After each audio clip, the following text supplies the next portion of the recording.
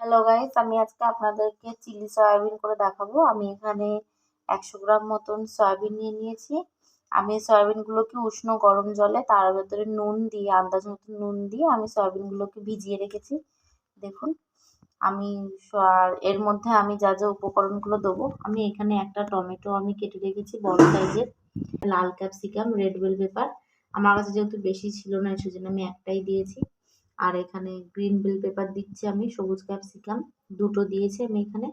আর আমি এখানে দুটো বড় সাইজের পেঁয়াজ আমি পিস পিস করে ছাড়িয়ে রেখেছি। আর দিয়েছি রসুন কুচি, আদা কুচি, একটা ডিম, ঝালের জন্য শুকনো লঙ্কার গুঁড়ো, কালারের জন্য কাশ্মীরি লঙ্কার গুঁড়ো, কর্নফ্লাওয়ার। আর এখানে আছে আপনার সয়া সস, চিলি সস আর টমেটো কেচাপ। তো চলুন আমি প্রথমে এখানে সয়াবিন থেকে জলগুলোকে ভালো করে নিংড়িয়ে নিয়ে নিই। গাইস দেখুন, আমি সোয়াবিন থেকে সব জলগুলো আমি ভালো করে নিগড়িয়ে নিয়েছি। এবার আমি আন্দাজ মতন নুন দিয়ে দিচ্ছি। এরপর আমি শুকনো লঙ্কার গুঁড়ো দিয়ে দিচ্ছি, বেশি দেবো না, একদম অল্প দেবো। আর কাশ্মীরি লঙ্কার গুঁড়ো দিয়ে দিচ্ছি। আমি এই লঙ্কার গুঁড়োটা আমি কালারের জন্য দিচ্ছি।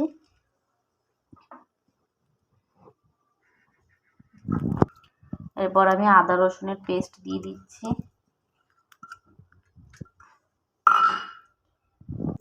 এরপর আমি একটা ডিম দিয়ে দিলাম আমি। এবার আমি কর্নফ্লাওয়ার দিয়ে ভালো করে এটা কোটিংটা করে নিই, তারপর আমি আপনাদেরকে দেখাচ্ছি। দেখুন গাইস, আমি এটা ভালো করে মেখে নিয়েছি। এবার আমি এগুলো তেলে আমি ভালো করে ফ্রাই করে নেবো। তা চলুন আমি কড়াইতে গ্যাসে বসিয়ে দিই। দেখুন, আমি এদিকে কড়াইতে গ্যাস বসিয়ে তার মধ্যে আমি তেল দিয়ে দিয়েছি। আমার তেলটা গরম হয়ে গেছে। এবার আমি সয়াবিনগুলো দিয়ে দেবো, দিয়ে ভালো করে ফ্রাই করে নেবো।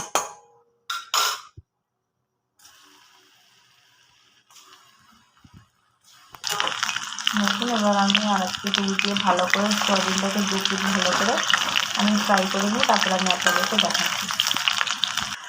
গাইস দেখুন, আমি সয়াবিনটাকে ভালো করে ফ্রাই করে নিয়েছি। এবার আমি সয়াবিনটা নামিয়ে নেব। দেখুন, আমি ওই সয়াবিনটা ভেজে নিয়েছি ওই তেলেই আমি এবার আদা কুচি আর রসুন কুচিটা দিয়ে দেবো।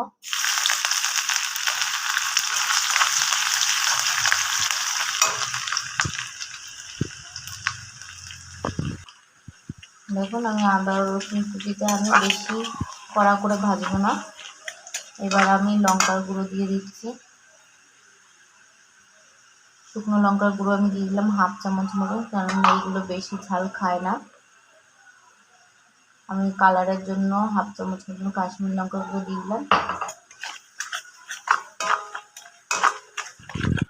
এবার আমি টমেটো সস দিয়ে দিচ্ছি।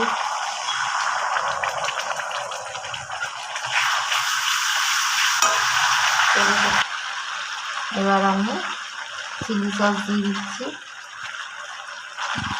চিলি সসটা দিয়ে দিলাম। এবার আমি 1 চামচ মতো সয়া সস দিয়ে দিলাম। দিয়ে এবার আমি সব ওই ভেজিটেবলসগুলো দিয়ে দেবো। এখন আমি ভালো করে মশলাটা কিন্তু কষিয়ে নিচ্ছি। এবার আমি পেঁয়াজটা দিয়ে দিচ্ছি।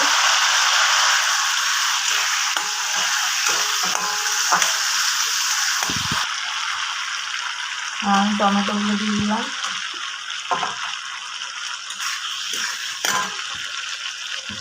এরপর আমি ক্যাপসিকামগুলো দিয়ে দিচ্ছি। দিয়ে আমি ভালো করে একটু কষিয়ে নেড়ে চেড়ে আমি সয়াবিনগুলো দিয়ে দেবো। আমি আন্দাজ মতন নুন দিয়ে দিলাম।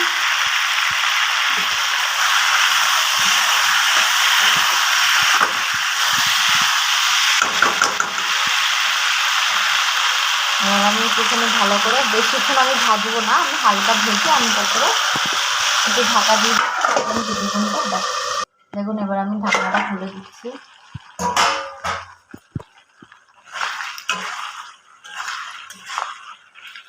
এবার আমি সয়াবিনগুলো দিয়ে দেবো, দিয়ে ভালো করে নেড়ে চেড়ে আমি নামিয়ে নেব। আপনারা যদি কষা কষা খেতে চান তাহলে আপনারা কষা কষা রাখবেন, যে যেরকমভাবে খাবে সে সেরকমভাবে জলের পরিমাণটা দেবেন।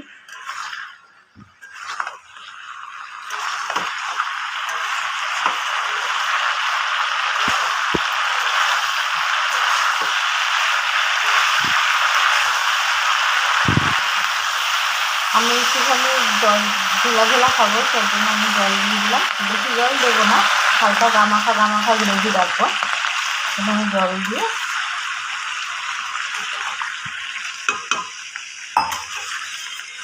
আমি এটাকে নামিয়ে নেবো কিছুক্ষণ পর।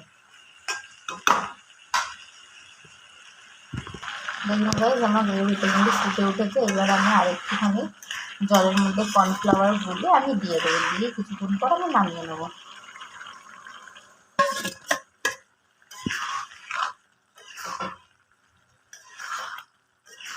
আমি কিছুক্ষণ পর আপনাদেরকে নামিয়ে নেবো। আমি একবারে নামানোর সময় আপনাদেরকে দেখাচ্ছি। গাইজ দেখুন আমার চিলি সয়াটা কিন্তু রেডি হয়ে গেছে, এবার আমি আপনাদেরকে নামিয়ে দেখাচ্ছি। গাইজ দেখুন আমি এটা নামিয়ে নিয়েছি, এবার আমি এটা সার্ভ করে দেবো। আপনারা প্রথম থেকে শেষ অবধি ভিডিওটা দেখবেন, আর আমার ভিডিওটা যদি ভালো লেগে থাকে তাহলে অবশ্যই লাইক করে দেবেন, আর কমেন্ট করে দেবেন, আর শেয়ার করবেন, আর সাবস্ক্রাইব করতে কিন্তু ভুলবেন না। আর আপনারা আমাকে জানাবেন আপনাদের রেসিপিটা কেমন লাগলো, কমেন্ট করে অবশ্যই জানাবেন। আর আপনারা যদি এরকম নতুন নতুন আরও রেসিপি দেখতে চান আমাকে অবশ্যই কমেন্ট করে বলবেন, আমি চেষ্টা করব আপনাদের রেসিপিগুলো করার।